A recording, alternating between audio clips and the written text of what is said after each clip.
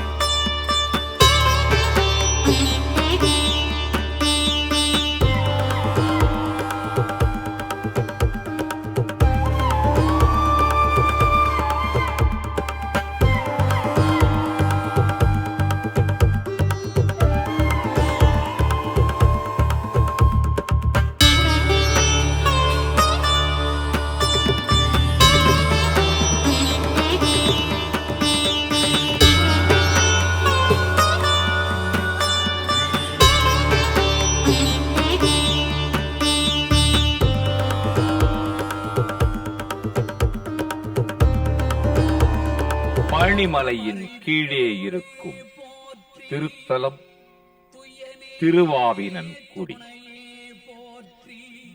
திரு ஆ இனன் கு பி என்று இத்தொடரை பிரித்து அனுபவிக்க வேண்டும்.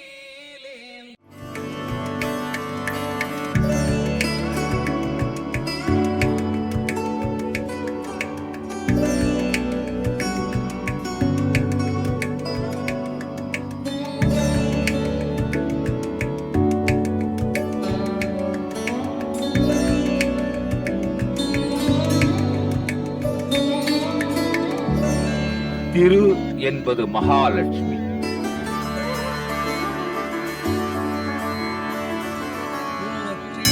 ஆ என்பது காமதேனுவாகிய பசு. இனம் என்பது கதிரவன்.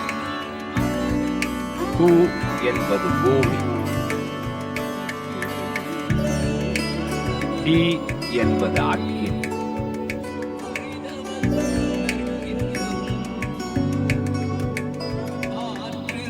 இந்த ஐவரும் திருமுருகப் பெருமானை வழிபட்டு தங்கள் குறைகளை தீர்த்துக் கொண்ட திருத்தலம் என்பதால் அவர்களுடைய திருநாமங்களாலேயே இத்திருத்தலம் திருவாவினன்குடி என்று அழைக்கப்படுகின்றது. முன்னர் ஒரு முறை மகாவிஷ்ணுவால் புறக்கணிக்கப்பட்ட மகாலட்சுமி பூமி தேவி விஸ்வாமித்திர முனிவரின் படையை வென்ற அகங்காரத்தால் தன் வலிமையை இழந்த காமதேவி தன்னால்தான் உயிர்கள் அனைத்தும் வாழ்கின்றன என்றெண்ணி அகங்காரம் அடைந்த காரணத்தால் சிவபிரான தாபத்திற்காலான கதிரவன் தட்சணது யாகத்தில் கலந்து கொண்ட காரணத்தால் வீரபத்திர மூர்த்தியால் தண்டிக்கப் பெற்று வலியிழந்த அக்னி தேவரும் தவம் செய்த திருத்தலம். அசுரன் சூரபதுமனி ஆசிரியனாக இருந்தவன் இடும்பன். இடும்பன் அகத்திய முனிவரிடம் வந்து சீடனாக அமர்ந்தான். குருவான அகத்தியரின் கட்டளையை நிறைவேற்ற தனது மனைவியான இடும்பியுடன் கைலை மலைக்கு சென்று ஆசிரியரின் ஆணைப்படி சிவகிரி சக்திகிரி ஆகிய 2 குன்றுகளையும் மேற்பெடுத்து இரு புறங்களிலும் காவடியாக கட்டி தன் தோள் மீது பிரமதண்டத்தின் மையப்பகுதியை வைத்துக் கொண்டு வழியில் திருவாவினன்குடிக்கு மேலே ஆகாயத்தில் பறந்தபோது திருமுருகப் பெருமான் அவ்விருமலைகளையும் அங்கேயே இறங்குமாறு செய்து அவ்விடத்திலேயே நிறைவரச் செய்து விட்டார். தன்னை அறியாமல் தரையில் இறங்கிய இடும்பன் தன் பலம் மட்டும் முயன்று பார்த்து அப்பிரமதண்டத்தின் ஓரங்களில் கட்டிய மலைகளை அசைக்க முடியவில்லை. திருமுருகப் பெருமான் ஓர் அழகிய இளவரசரின் குருவுடன் ஒரு குதிரை மீது வந்து திருவாவினன்குடி கோயிலுக்கு வந்து இளைப்பாரி செல்லும்படி அருள்பாலித்தருள். சிவகுன்றின் மீது ஒரு அழகிய சிறுவன் கோவணத்துடன் தண்டு கொண்டு ஆண்டியின் உருவில் நிற்பதை கண்டான் இடும்பன். அச்சிறுவனே குமர கடவுள் என்பதை உணர்ந்து இடும்பன் வணங்கி அகத்தியரும் திருமுருகப் பெருமானின் திருவிளையாடலை உணர்ந்து அங்கே வந்து திருமுருகப் பெருமானை வணங்கினார். இடும்பன் இரு மலைகளையும் காவடி போல் சுமந்து வந்து திருமுருகப் பெருமானின் திருவுருளை பெற்றது போல் பக்தர்களும் அன்று முதல் மலைக்கு பதிலாக சந்தனம், பால், மலர் போன்ற பொருள்களை கூடைகளில் வைத்து கட்டி காவடியாக எடுத்துச் செல்லும் வழக்கம் தமிழ்நாட்டில் ஏற்பட்டது. திருமுருகப் பெருமானின் திருவுருளை பெற்று இந்த உலகம் உய்ய வேண்டும் என்ற ஒரே காரணத்திற்காக திருமுருகப் பெருமானின் பூவடியை மனதில் பதித்து காவடியை சுமந்தது ஒரு பக்தி காவியமாகும்.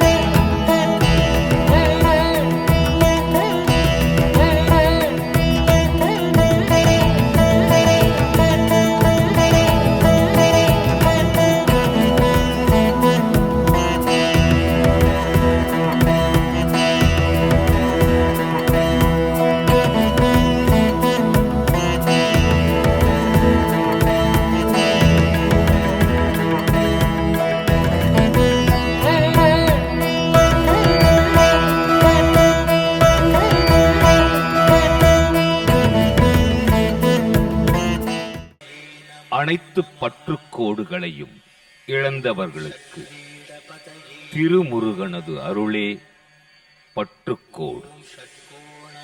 பொன் போன்றவனே, மாணிக்கமே, உபாசகன் துய்க்கும் உலக பொருட்கள் யாவுமாய் உள்ளவனே, அருளை ஊட்டுபவனே, நிலை பெற்றவனே, மயில் வாகனத்தமர்ந்த தேவே, வாழ்க்கை மின்னலைப் போல் விரைவில் மாறக்கூடியதென்பது அறிந்தும் நிலையற்ற இந்த வாழ்வின் மீது நேசம் வைத்த எமது செய்கையை என்னவென்பது?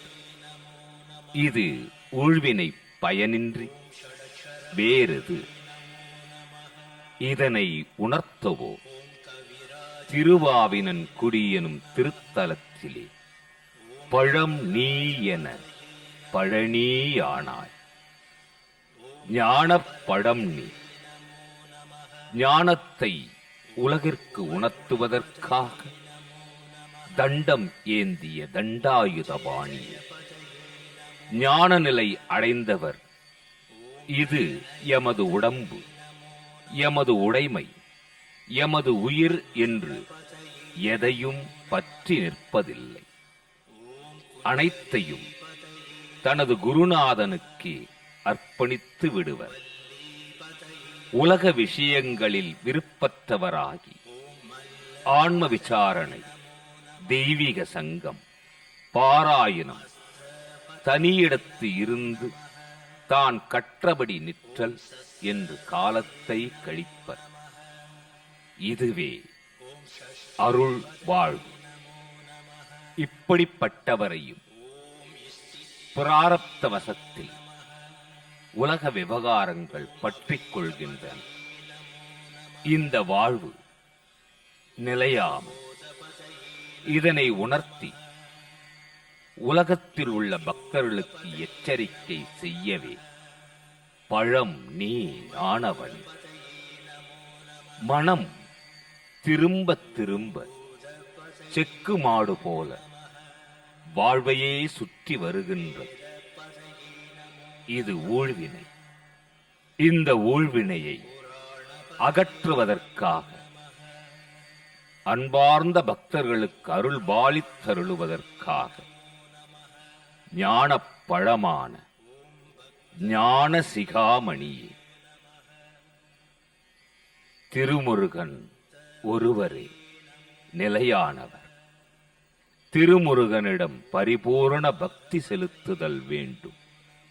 தம்மையே முழுமையாக திருமுருகனிடம் சமர்ப்பித்து விட வேண்டும்.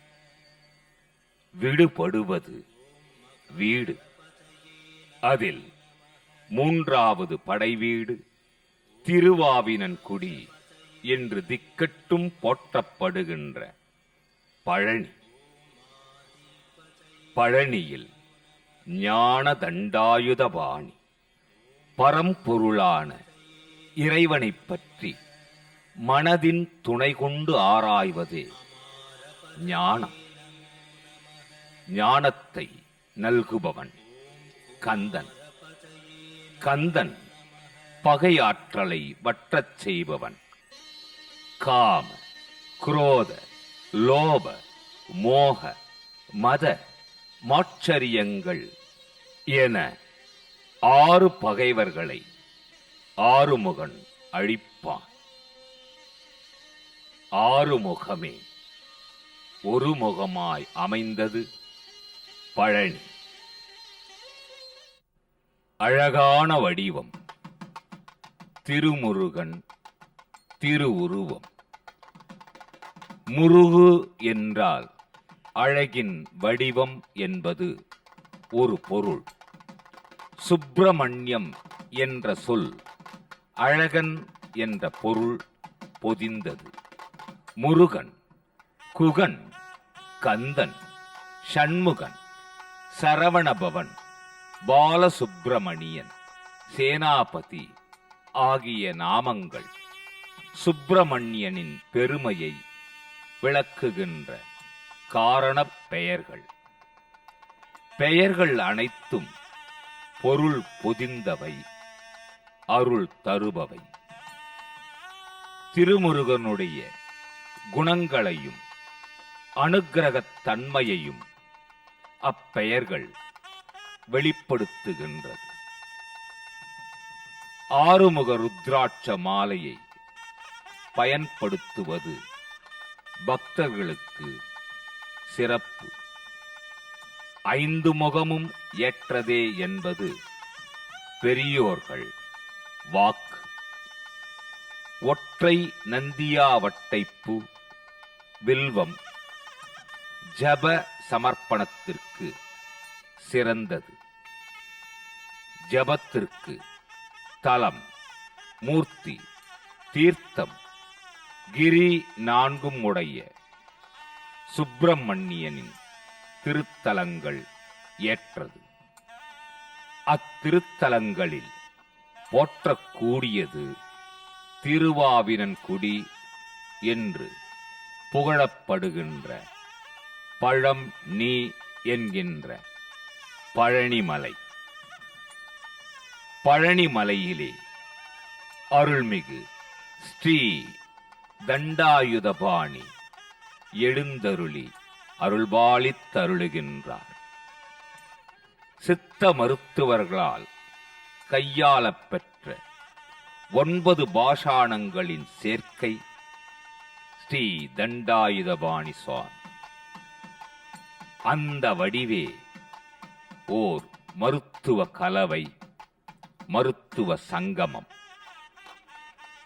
முருகனை வைத்தியநாதன் என்பதும் பொருத்தமான ஒரு சொல். பழனி ஆண்டவரின் பண்டார திருக்கோலத்தை ஓவியமாக இல்லத்தில் இருத்தி வைக்கலாமா என்பது ஒரு சிலரின் கேள்வி. அந்த ஓவியத்தை இல்லத்தில் வைத்திருந்தால் இல்லத்தில் இருப்போரும் பண்டாரமாகி விடுவோம் என்ற பயம் ஏற்படுவது உண்டு.